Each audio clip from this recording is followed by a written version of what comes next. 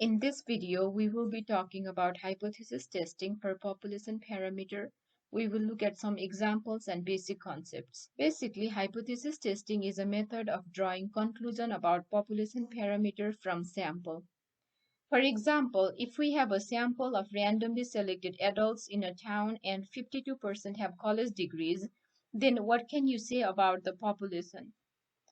So this involves hypothesis testing of proportion of adults with college degree. Based on this sample, can we say that half of the adults in town have college degree? Or can we say that more than half of the adults in town have college degree? If we look at the sample, 52% in sample have college degree, so it can be very tempting to say that more than 50% have college degree. But to generalize a sample proportion to population proportion involves rigorous statistical method which we call hypothesis testing. Next, we will define null and alternate hypothesis. We denote null hypothesis by H0 and alternate hypothesis by H1 or HA. The null hypothesis generally states the pre-assumed value and alternate hypothesis states the claim. Let's look at this example here. Researcher wants to test if average income of households in a town is 32,000. So the null hypothesis will be mean equals to 32,000. Basically, 32,000 is the pre-existing value or the value that the researcher wants to challenge.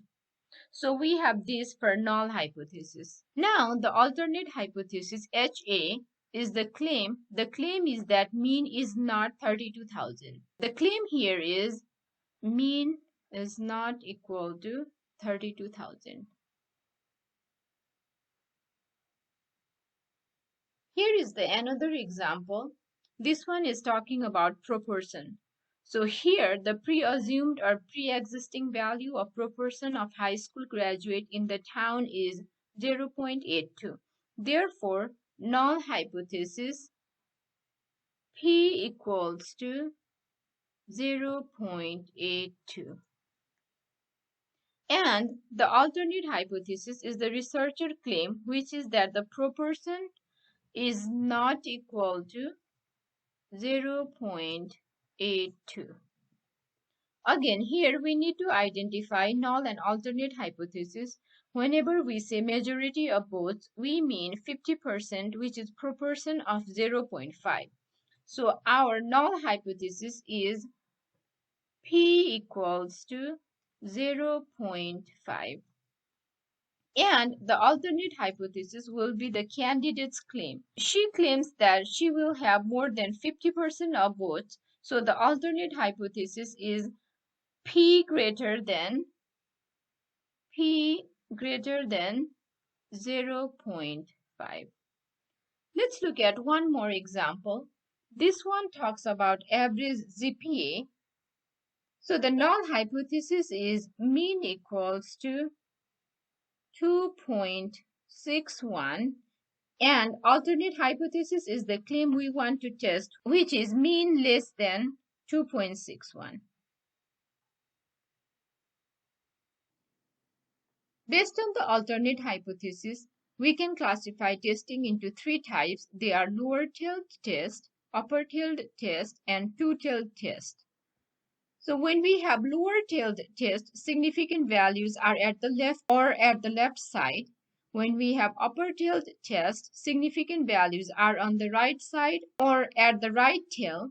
And when we have two-tailed test, significant values are at the both ends. So every time we do hypothesis testing, it is necessary to know that what type of test we are doing because it determines the nature of critical values and also how we calculate p-values. Like we saw in some examples, when deciding if a test is lower, upper, or two-tailed, we need to look for some keywords.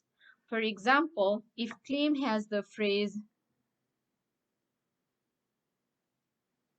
less than, then we will most possibly have lower-tailed test.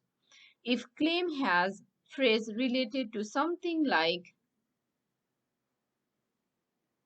greater than,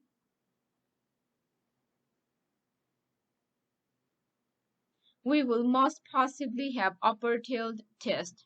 Similarly, if the claim says something like different